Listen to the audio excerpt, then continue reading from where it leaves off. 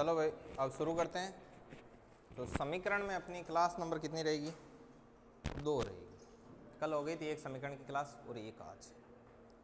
थोड़ा सा आप ध्यान रखना कि वहाँ उसमें कितनी दूर तक आ रहा है ना। एक बार मैं चिन्ह कर देता हूँ ताकि अपने को बार बार दिक्कत ना हो। ये आ रहा है क्या? ये आ रहा है? अच्छा, और ये ठीक है, फिर कोई दिक्कत नहीं। अब देखिए अपन समीकरणों के बारे में पढ़ेंगे। कल जहाँ तक पढ़ा उससे आगे पढ़ेंगे। एक क्लास और ले लेंगे इससे आगे भी समीकरण की, ताकि आपके समीकरण बहुत बढ़िया तरीके से क्लियर हो जाए। उसके बाद में ग्रेड फर्स्ट वालों के तो सिर्फ एक नंबर सिस्टम रह जाएगा और सारा कंप्लीट है। मेंसुरेशन कंप्लीट है और ये भी आपका कंप्लीट हो जाएगा। नंबर सिस्टम एक रहेगा बाकी, और स्टैटिक्स है वो अलग से करवा देंगे। एक बार रीजनिंग को रोक के करवा देंगे।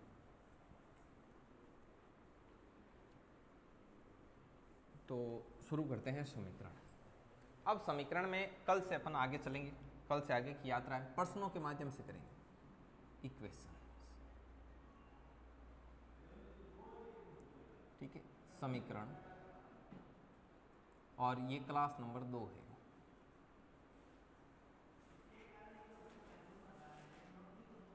ठीक, अब इसमें और प्रश्न कैसे कैसे आते हैं उसके बारे में अपन थोड़ा थोड़ा जानने का प्रयास करेंगे कि कैसे कैसे प्रश्न बन सकते हैं इसमें। जैसे उदाहरण के लिए एक एक दो दो कर लेते हैं। Question number 1। क्वेश्चन नंबर 1 के अंतर्गत मान लो कि आपको ऐसा दिया जाए, प्रश्न में ऐसा लिखा हुआ हो कि 3 2x + 5 एंड बराबर में 2x + 3, तो x बराबर कितना होगा? नंबर 1 चीज नॉर्मली करना क्या, आपको इसका सॉल्यूशन देखते हैं अपन। ऐसे कुछ प्रश्न लेंगे और प्रश्नों के माध्यम से टॉपिक को अपन कंप्लीट करेंगे। ठीक है, तो आपको सबसे पहले क्या करना है, जैसे 3 2x + 5, एक बार मैं प्रश्न को वापस लिख देता हूँ। 2x + 3, सबसे पहले आप क्या करो, इसको इसके साथ गुणा। ये 3 कोष्ठक के अंदर जाना शुरू होगा तो यहाँ गुणा होगा, यहाँ पर भी गुणा होगा, मतलब यहाँ पर भी गुणा होगा, यहाँ पर भी, ये यहाँ पर भी गुणा होगा और यहाँ पर। तो ये कितना हो जाएगा? 6x + 15 और बराबर में कितना है? 2x + 6। जो ज्ञात करना है वो एक तरफ कर लो, x एक तरफ कर लो और संख्याएं एक तरफ कर लो। तो 6x - 2x बराबर 6 तो 6 में से 2 गए 4x और ये हो गया माइनस का 9। तो x बराबर कितना आ गया आपका? -9/4। ऐसा क्वेश्चन आपसे पूछ सकते हैं। ठीक है, इसके अलावा और कैसी कैसी संभावना है, जैसे क्वेश्चन नंबर 2 देखते हैं। वो ऐसा बोल दे आपसे कि x + 2/3 बराबर 3 या फिर 3x या 2x + 5 और बट्टे में 9, तो x बराबर कितना होगा? ये भाई उससे थोड़ा अलग है क्या नहीं? उससे तो थोड़ा अलग ही है। तो अब इसमें क्या होगा, देखिए इसमें क्या करना है, जो बराबर के इस तरफ होगा वो गुणा होगा तो इस तरफ हो जाएगा, और इस तरफ वाला इस तरफ हो जाएगा। अपन धीरे धीरे लेवल अप करेंगे। तो ये हो गया 9x + 2 और बराबर हो जाएगा 3 2x + 5। तो ये कितना हो गया आपका? 9x बराबर 6x 15। x एक तरफ कर लो तो 9x और ये उधर हो गया 15 - 18। तो ये हो गया आपका 3x बराबर -3। तो x बराबर कितना आ गया? -3/3 होगा तो क्या हो जाएगा? -1। तो इनको लिखो आप, फिर अपन इसके आगे करते हैं। जल्दी लिखो, जल्दी लिखते जाओ। आपने समझो चाहे धीरे, कोई दिक्कत वाली बात नहीं, लिखना स्पीड से।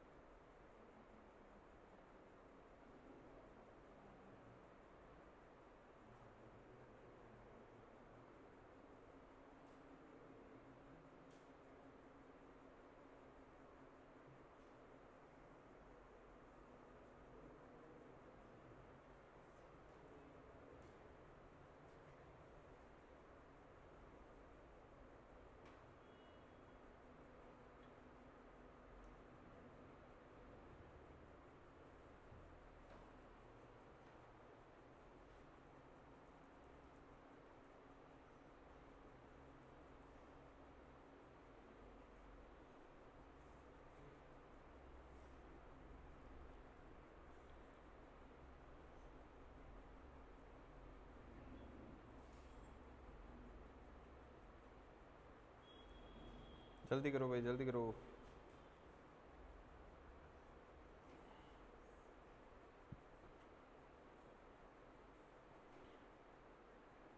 कर लिया? अब देखिए इसके अलावा और कैसे आपसे प्रश्न आ सकते हैं। देखो ये क्लास जो मैथ की क्लास है वो रेगुलर हम YouTube पर डाल रहे हैं, ठीक है ना। तो ये YouTube से आप देख सकते हो, पीछे रह जाओ तो छोड़ देना उसको, घर जाके लिख लेना।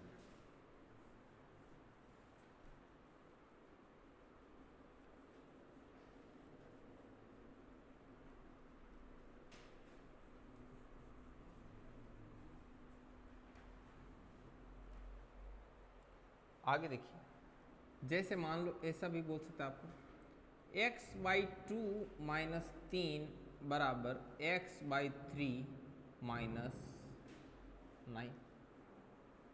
तो यदि यहाँ पर लिखेगा यदि, तो x बराबर क्या होगा, ऐसा पूछ ले आपसे। तो आपको नॉर्मली क्या करना है, x/2 x वाला एक तरफ कर लो, माइनस x/3, ये प्लस का रख लो, इसको इस तरफ लाए और ये इधर हो गया 9 + 3। अब देखिए 2 और 3 का एलसीएम कितना आएगा, 6, ठीक है। अब करना क्या है, इस 2 का लाके इसमें से नीचे से भाग दो, 6/2 कितना हो गया, 3, और वो 3 किससे गुणा होगा, x से, तो 3x माइनस ये 3 लाके इसमें भाग दो, 6/3 2, और 2 इससे गुणा होगा 2x, और बराबर में कितना हो जाएगा, 12 हो गया। अब 3x में से 2x गया, क्या बचा, बटा 6 बराबर 12। इस तरफ गुणा भाग में है, उस तरफ आएगा तो गुणा में, x बराबर 12 × 6, तो x बराबर आपका कितना होगा, 72।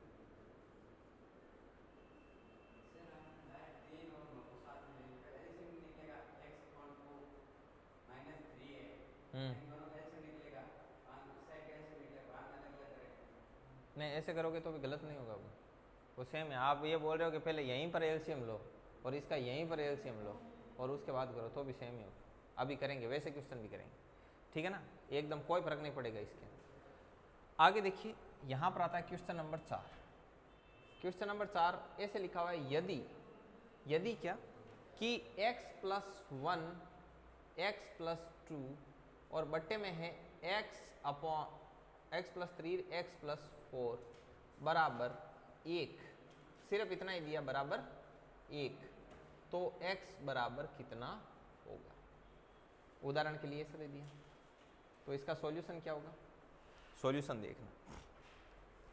ये जो इस तरफ है वो इधर जाएगा तो गुणा हो जाएगी, x+1 x+2 बराबर है x+3 एंड x+। अब इसको मैं गुणा करके सीधा लिख रहा हूँ, आप जोड़ के लिख देना आराम से, है ना।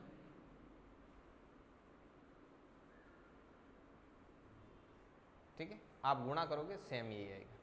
गुणा करना मैंने आपको पहले ही सिखा दिया है। आपको एक चीज़ पता लगी कि आपको स्टेप बाय स्टेप पढ़ाया जा रहा है, स्टेप बाय स्टेप, पहले हल्की चीज़ फिर भारी भारी भारी।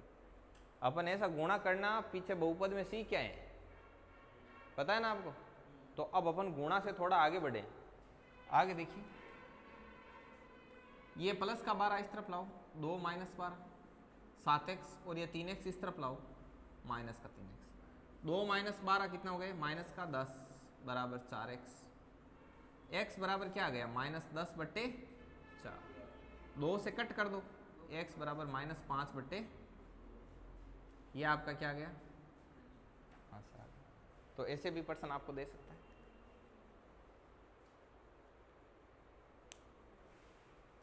नोट करो इनको।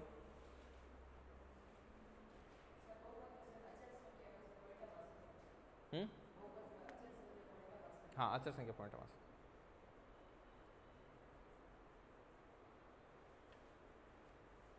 लिखिए, इसको नोट कीजिए, उसके बाद और करते हैं।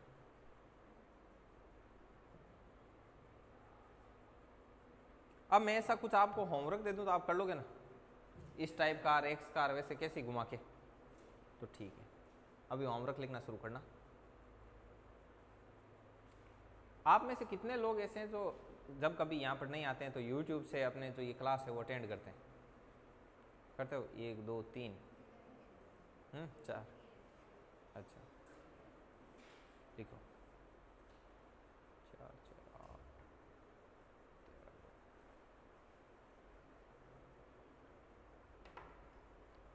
इसका रिजल्ट आएगा, आप देखना। अभी जो आप मेहनत कर रहे हो ना, इसका आपको बहुत ऐसे आगे जाके प्लस पॉइंट मिलेगा। देखो, जो चीज़ एक बार अच्छे से पढ़ लेते हैं ना, तो हर बार कोई सी भी वैकेंसी आई तो उसमें दिक्कत नहीं रहती है। फिर मैथ वाला रहता है तो सीधा ही पढ़ के आगे निकल जाता है कि हाँ ये मैथ का किया हुआ है, चलो आगे चलते हैं, चलो आगे चलते हैं। जैसे मान लो कोई बंदा ऐसा है जिसकी हिंदी बहुत तगड़ी है, मान लो उसने तैयार कर ली हिंदी, तो जब भी आपको छुट्टियाँ वगैरह ऐसे फ्री टाइम मिले ना, कि जब जैसे अभी छुट्टियाँ चल रही है, अभी एग्ज़ाम वगैरह हो गए, हम फुल फ्री बैठे हैं, तब आपको क्या करना चाहिए, तब आपको उस सब्जेक्ट को स्ट्रॉन्ग करना चाहिए जो आप हर बार एग्ज़ाम में छोड़ के आते हो। ऑफ सीजन रहती है ना, जब ऑफ सीजन की कोई वैकेंसी वगैरह ही कुछ नहीं है, अभी जैसे ऑफ सीजन ही समझो 2 साल कोई वैकेंसी नहीं, तो ऑफ सीजन में सब जो आपके हार्ड पोर्शन है उसको सबको एकदम क्या कर लो, रेडी कर लो कि भाई इंग्लिश हर बार छोड़ के आते हैं। 2 महीने लेके बैठो और 2 महीने में पूरी पूरी इंग्लिश ही पढ़ो और कुछ पढ़ो ही मत, इंग्लिश को एकदम बढ़िया। अब हर बार सिलेबस आएगा, लोग कहेंगे कि हाँ चलो इंग्लिश छोड़ो, और आप कहोगे इंग्लिश को देखकर कृपा से देखने की ज़रूरत है, और देखो सिलेबस में कहाँ दिए है। समझ में आई बात? तो एक जो छोड़ते हैं उससे अटेंड करते हैं वही आगे हो जाते हैं। तो आप सोचो आपका पढ़ा हुआ रहेगा तो आप उन सबसे ही आगे हो जाओगे। और जिस चीज़ की कोई भी वैकेंसी की तैयारी करनी होती है तो उसका सबसे बढ़िया टाइम रहता है ऑफ सीजन, जब कोई वैकेंसी वगैरह कुछ नहीं है, तब कोर्स लेके बढ़िया से उसकी एक एक चीज़ तैयार करके नोट्स वोट्स बना के सब एकदम रेडी, रिवीजन कर फ्री। अब ज्यादा नहीं वैकेंसी आई, सब लोग कोचिंग खानी दौड़ी थे, मेरा टेस्ट देने शुरू करो रिवीजन कर कर कर कर तो ते कितना करे जब लीड है ना, तो 20 साल। चलो अब होमवर्क लिखो।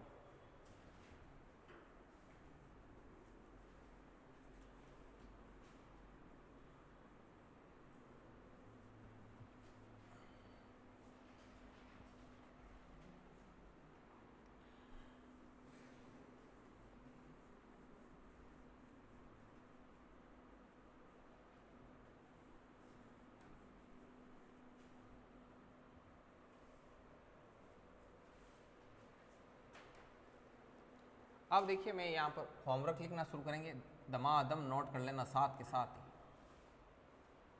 ठीक है? लिखो।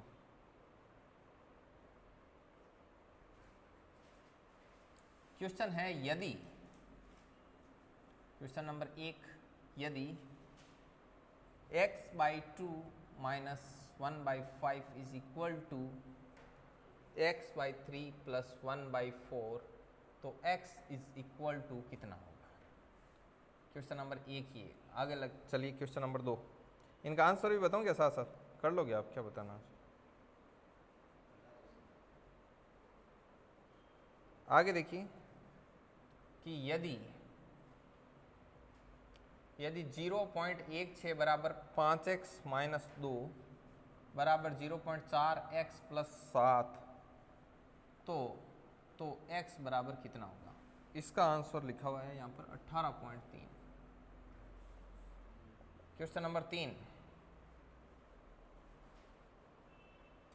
यदि 2/5x माइनस 5/3x बराबर 1/15 हो तो x बराबर कितना होगा? और इसका आंसर आया हुआ है x बराबर -19। आगे क्वेश्चन नंबर 4, यदि 2x प्लस 1/3x माइनस 2 बराबर 9/10 हो तो 9/10 हो तो x बराबर कितना होगा? क्वेश्चन नंबर 5, यदि इसमें x बराबर 4 आएगा, आंसर भी लिख देता हूँ, x बराबर 4 आएगा। यदि x प्लस बी बटे a माइनस बी बराबर x माइनस बी बटा a प्लस बी हो तो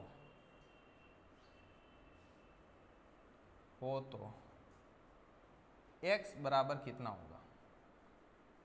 हो तो x बराबर आप कितना होगा ये आपको बताना है। तो इसमें आंसर आएगा इसका x बराबर -a। क्वेश्चन नंबर 6 कहाँ तक आ रहा है? दिमाग से आ रहा है ना? ठीक है। हाँ अच्छा,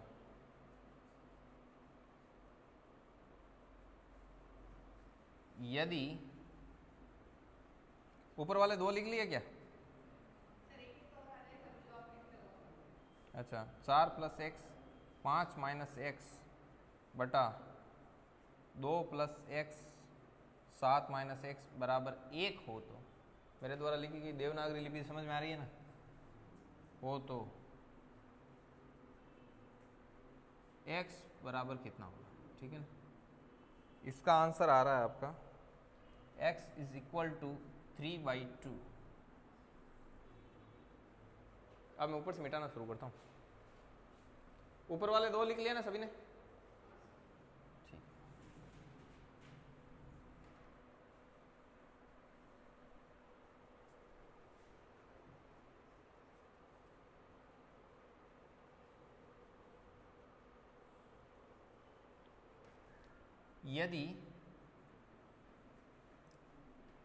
यदि 2x + 3y = 5 और x = -2 हो तो y क्या होगा?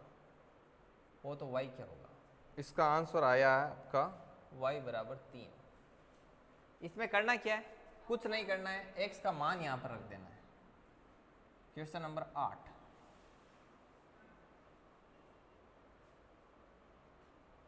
क्वेश्चन नंबर 8 को रखो एक बार।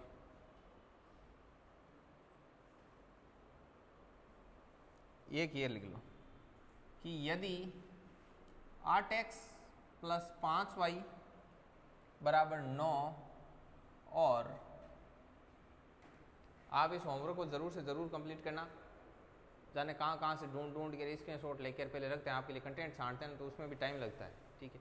वरना मैं क्वेश्चन मन से बना के आपको पढ़ाता हूँ तब लिखता हूँ, वैसा ही होमवर्क में डाल देंगे 10-15, इसमें कोई दिक्कत नहीं। तो फिर वो हमारी मेहनत है, वो ऐसे नहीं जाए, ध्यान रखना। तो इसको कंटेंट को और क्रिएट मतलब तैयार करने में टाइम लगता है।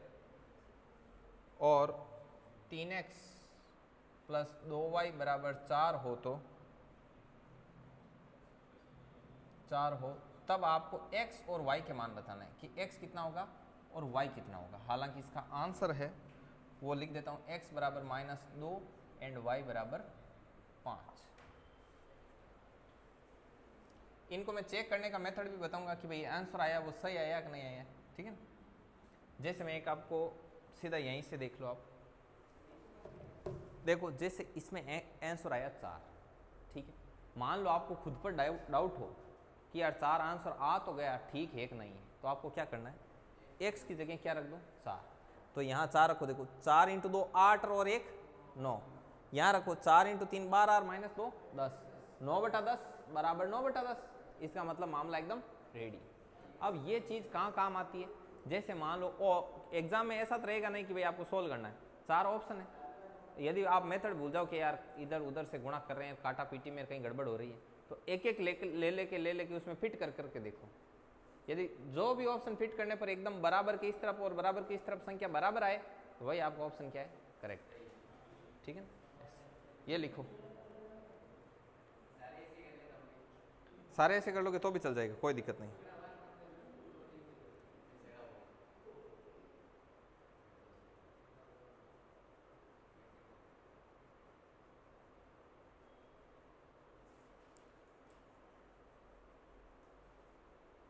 एक आगे और लिखो।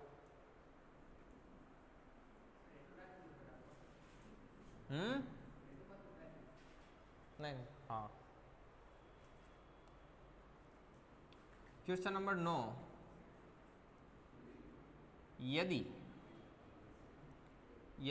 x बट्टा 5 + 11 बराबर 1/15 हो तो, बराबर 1/15 हो तो x बराबर कितना होगा, ये आपको बताना है, ठीक? देखिए जो लोग जिनको पता ही नहीं हो बिल्कुल कि कोचिंग स्टार्ट की हुई है, तो उस उनको लेकर के आपका एक एक बार आपकी जिम्मेदारी है कि आप उनको क्या करो, एक बार अवगत करवा दो, ठीक है।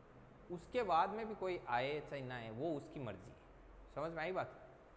क्योंकि अब इतना भी कोई ज़रूरी नहीं है कि अपन किसी के हाँ हाजुरी करके इसको बुलाएं करें, ठीक है ना। जो आ रहा है वो बेस्ट, लेकिन किसी को मालूम ही ना हो तो उसको एक एक बार बुला देना, ठीक है। जिसको ज़रूरत होगी वो आएगा, नो डाउट, जिसको पढ़ना होगा आएगा। और इतना मुझे खुद पर भरोसा है, जो मेरी क्लास में एक दिन बैठेगा वो बाद में आएगा। यदि उसको सीखना है और एक बार बैठ गया ना तो वो 110% आएगा। तो आप एक बार इन्फॉर्म ज़रूर कर देना जिसको पता नहीं हो, ठीक है। कोई ऐसा नहीं हो कि महीना 1.5 महीना हो जाए और उसके बाद पता लगे उसको कि यार मेरे कुछ पता ही नहीं था, इतने में आपने 10-12 टॉपिक कर दिए। अच्छा, नहीं वो उनकी वो पर्सनल प्रॉब्लम है, पेपर वगैरह चले तो। बाकी ऐसे नहीं रहना चाहिए कि किसी को पता ही नहीं हो।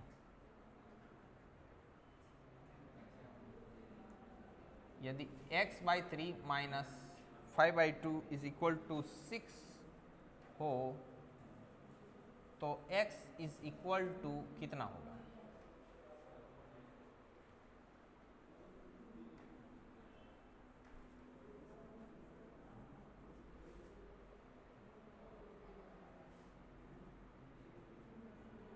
Question number 11।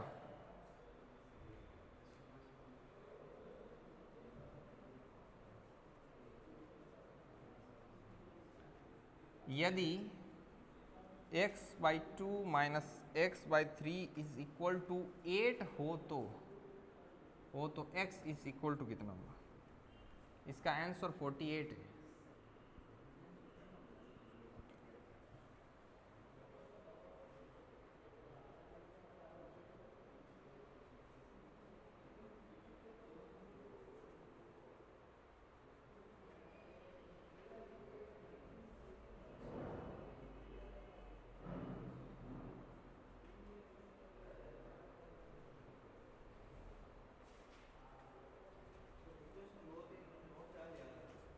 अभी सब बताएंगे, आप लिखो, इतना लिखो अभी तो।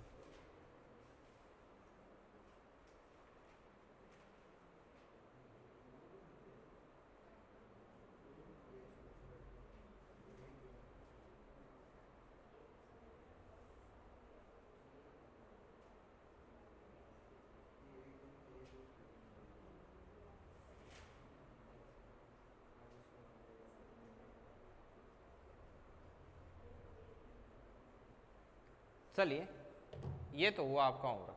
अब कुछ और क्वेश्चन जो एग्जाम्स में आपको पूछे जाते हैं, कई एग्जाम में देखने को मिलते हैं। कितना 11% है? खूब है, इनको आप करना ट्राई करके। अब अपन इससे आगे का कुछ सीखते हैं, आगे बढ़ते हैं। मिटा दूं सारा? 10/11 नहीं मिटाना, ठीक है। जल्दी लिखो भाई, कल एक क्लास और रखेंगे, उसमें आपका सारा बराबर कर देंगे।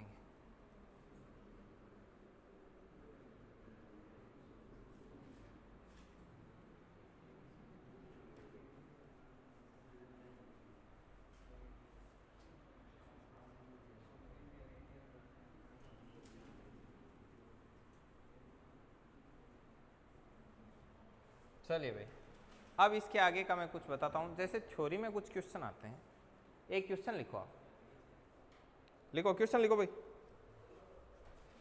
लिखो। यदि दो संख्याओं का योग 48 है, यदि दो संख्याओं का योग 48 है तथा उनका अंतर, यदि उनका अंतर 4 है तो वे संख्याएं बताओ। संख्याओं का योग 48 है, 48 है, 48 है, ठीक है। यदि दो संख्याओं का योग 48 है तथा उन दो संख्याओं का अंतर 4 है तो वे संख्याएं ज्ञात करो।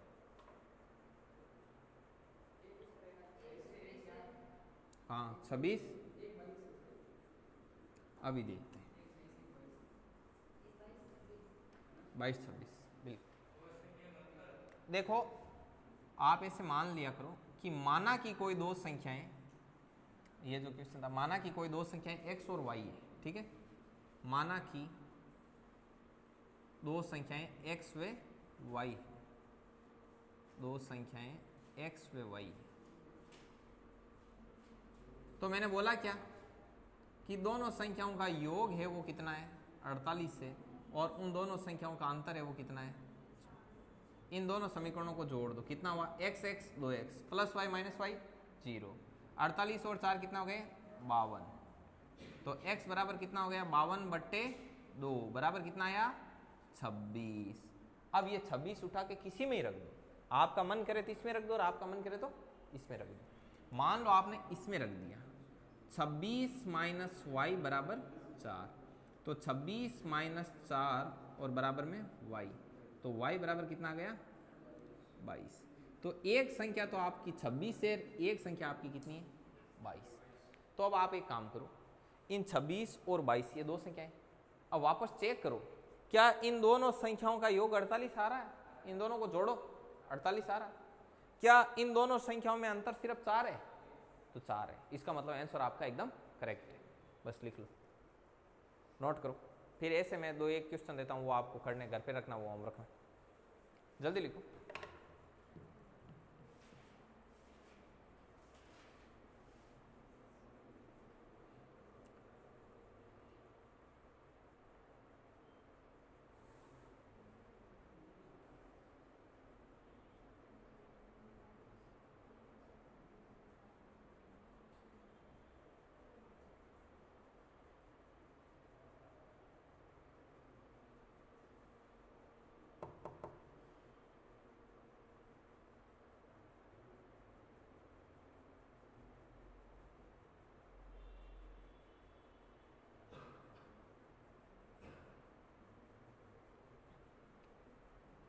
चलिए अब अपन इससे आगे एक कंसेप्ट समझेंगे। क्वेश्चन इतना ही लिखो, क्वेश्चन लिखो और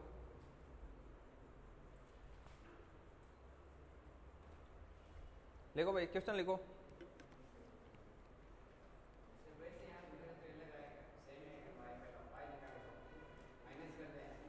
एकदम समझ।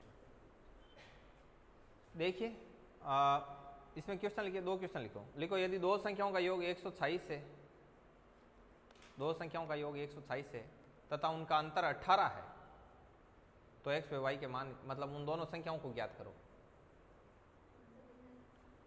अंतर 18, योग 126, तो दोनों संख्याएं ज्ञात करनी है। एक और लिखो,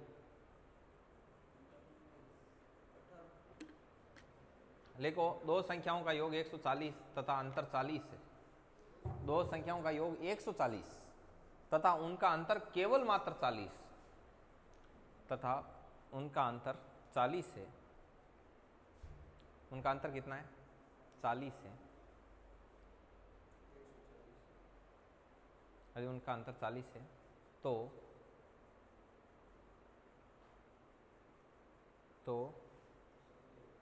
दोनों संख्याएं ज्ञात करो। चलिए अब कंसेप्ट है, कंसेप्ट समझेंगे।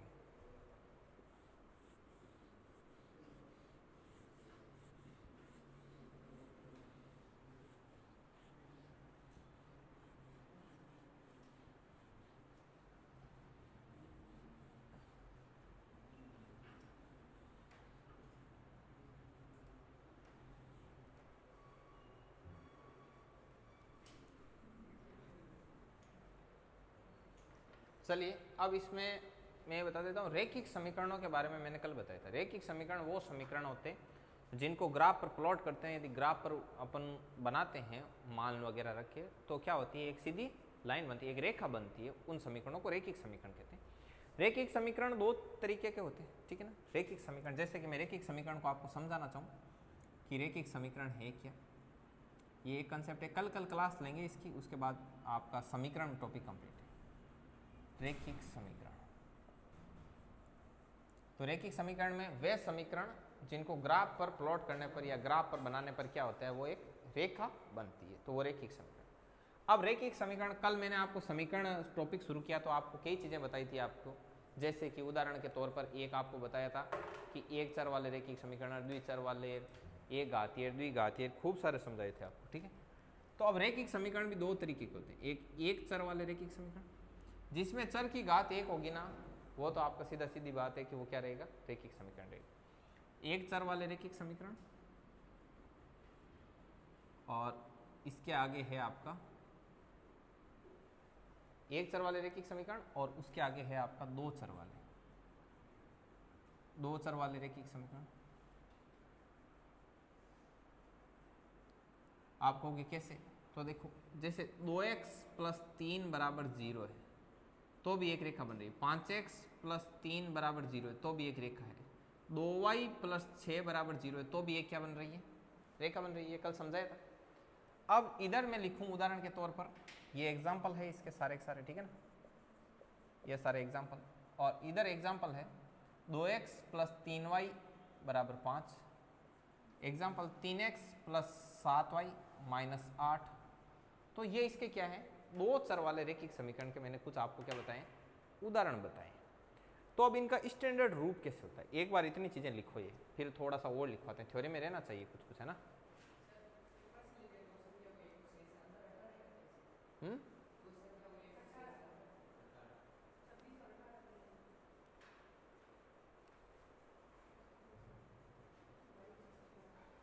जल्दी करो जल्दी करो।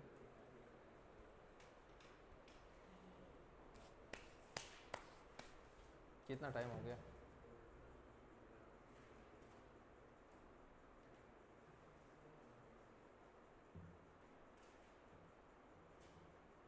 नौ तारीख है आज, है ना।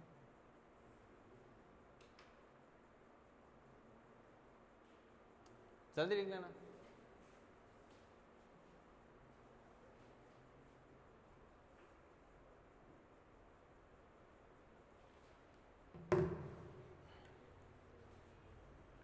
अब इसका मैं स्टैंडर्ड रूप दिखाता हूं कि ये स्टैंडर्डली कैसे होते हैं, ठीक है ना।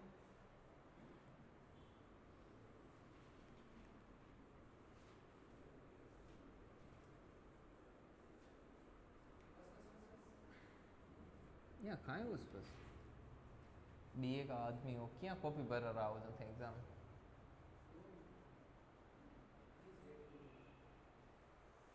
ये तो टाइम हो गया 11:49, 11 मिनट रही है। 11 मिनट में कॉन्सेप्ट बताना है।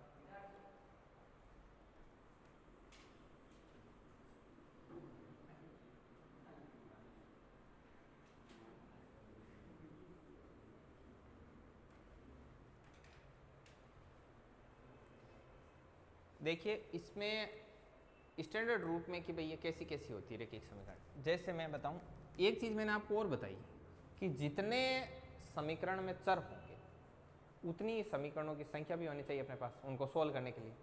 तो दो चर वाले रैखिक समीकरण है तो उसमें समीकरण भी अपने को कितने चाहिए? दो, ताकि उनको आपस में सोल्व करके अपन क्या करना, जैसे x + y = 6, नीचे x - y = 4 है तो उनको आपस में अपन सोल्व कर दें।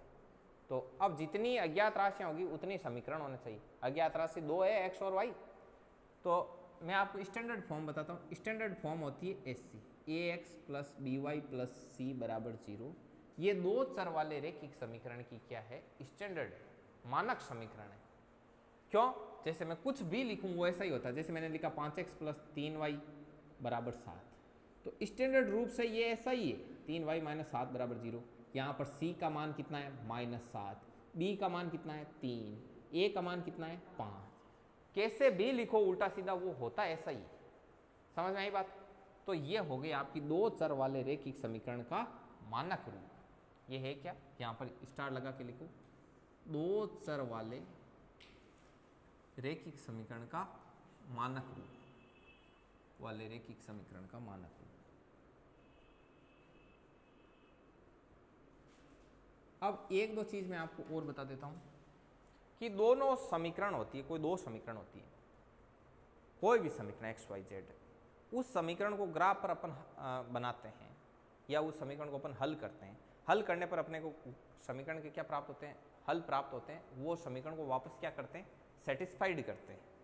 तो समीकरण के हल में बता दूं, यदि मान लो आपने दो रेखाएं ली, दो समीकरण लिए, मान लो फॉर एग्जाम्पल आपने दो रेखाएं बनाई, वो ग्राफ ऐसे बना। ये रेखा थी x + y = मान लो 3 और ये थी x + y = 1 और जो भी कुछ भी थी। अब यदि इन दोनों को सोल्व करेंगे ना आपस में, और सोल्व करने पर जो x और y का मान आएगा ना, वो मान कौन सा रहेगा? वो मान रहेगा ये जो दोनों एक दूसरे को जिस बिंदु पर काटती है ना, उस बिंदु के निर्देशांक रहेंगे। समझ में आई बात? तो मतलब पहले बात, दो सरल रेखाएं केवल और केवल एक दूसरे को एक ही बिंदु पर काट सकती, तो उसके हल भी कितना आएगा, एक ही आएगा। आई थी बात समझ में, आई को नहीं? तो चलो अब दो चर वाले रैखिक समीकरणों के बारे में बात कर रहे हैं। मैं आपको कुछ समझाना चाह रहा हूँ, इसलिए इसको घुमा घुमा के ले जा रहा हूँ। अब दो चर वाले रैखिक समीकरण है, तो इनको सोल्व करने के लिए समीकरण भी कितनी चाहिए, दो। तो दो रैखिक समीकरण, दो रैखिक समीकरण है। मान लो एक रैखिक समीकरण a1x b1y प्लस c1 बराबर क्या मान लेते हैं, 0। एक है a2x plus b2y plus c2 बराबर, ये दो रैखिक समीकरण है। अब इन दो रैखिक समीकरणों को अपन ग्राफ पर बनाएंगे तो क्या क्या कंडीशन हो सकती है, कितनी कंडीशन संभव है, तीन कंडीशन संभव है। ठीक है, कैसे कैसे तीन कंडीशन के सर, कैसे? जैसे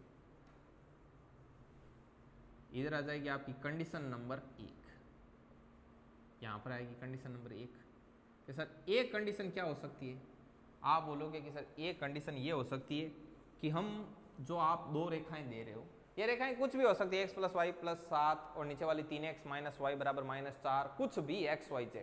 दो समीकरण चाहिए क्योंकि अज्ञात राशियां भी कितनी है, x और y दो है, चर भी कितने हैं, दो है।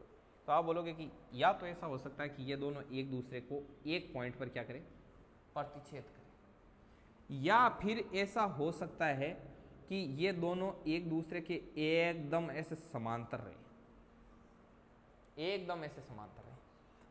तो एक कंडीशन तो ये हो गई, एक ये हो गई, और एक कंडीशन बन सकती है जैसे ये आपका ग्राफ हो, एक लाइन निकले और दूसरी वाली लाइन इसके ऊपर के ऊपर बन जाए, ओवरलैप कर जाए बराबर, ठीक है ना, इसके ऊपर आ जाए, उसको बोलते हैं संपाति, एक के ऊपर एक आ जाए, तीन ही कंडीशन।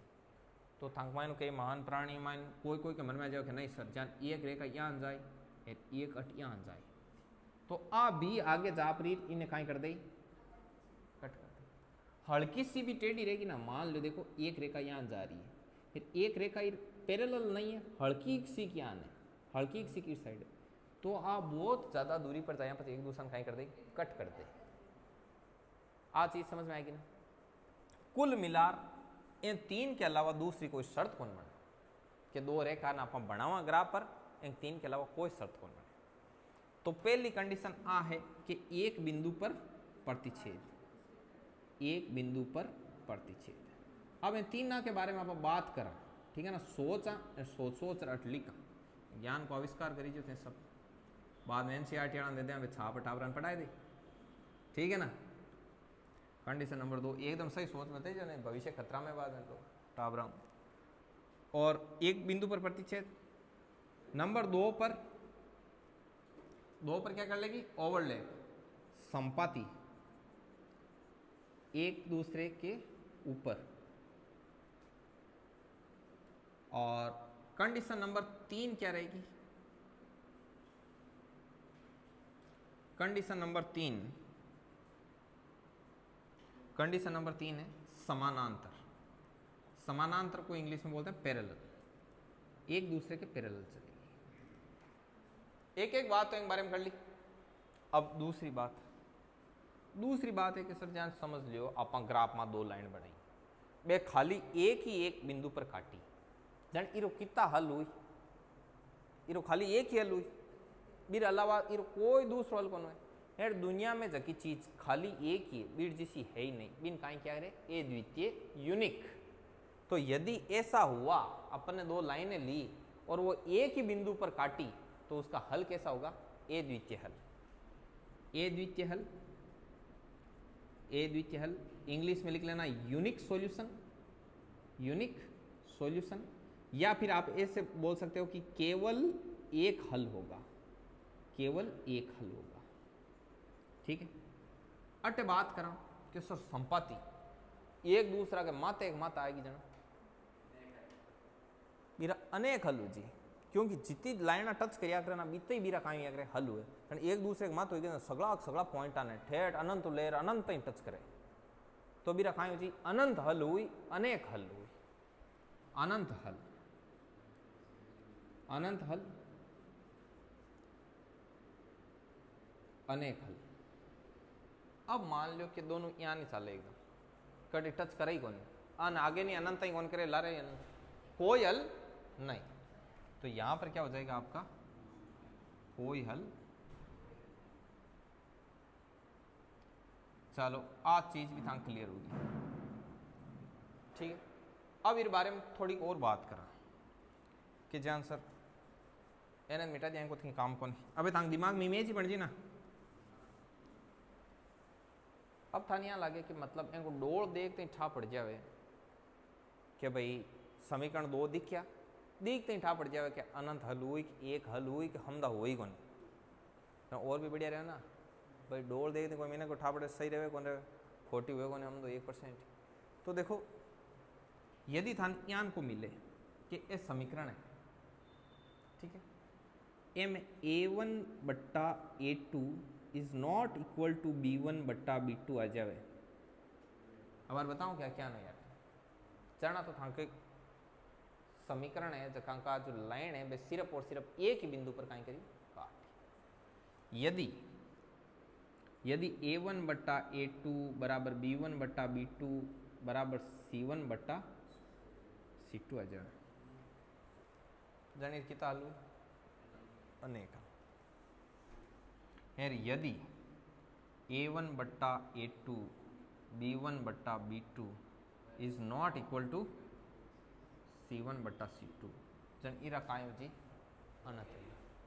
पहली इतनी चीज ने लिखो, पच मैं बताऊं कि a1 बट्टा a2 क्या है, फटाफट लिखो, समझ में आएगा बराबर, ठीक।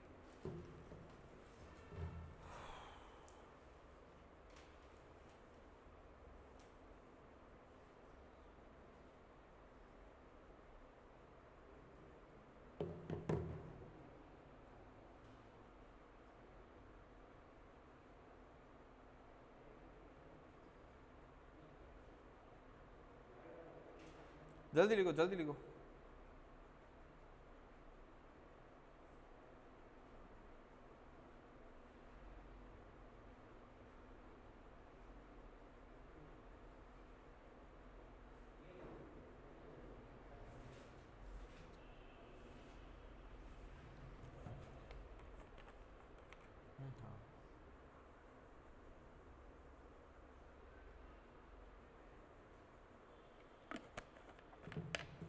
चलो टाइम हमको कल की क्लास में बता दें, है ना, तुलना क्या फिर,